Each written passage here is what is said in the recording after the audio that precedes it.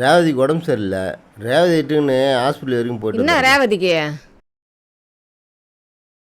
சாப்பிட்டா செரிக்க மாட்டுதான், நெஞ்ச கொளுத்து தான், வயிற்று வலிக்கு தான். அதான் போயிட்டு வந்துடுறேம்மா.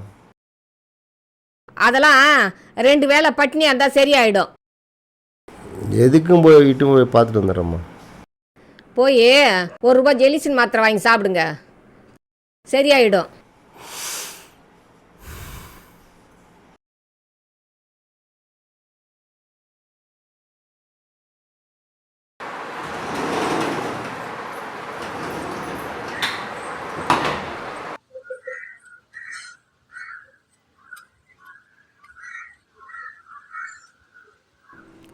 என்னப்பா?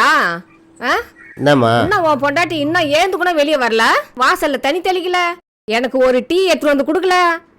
என்னதான் நினைச்சு நிக்கிறா? போய் பாரு அவளை.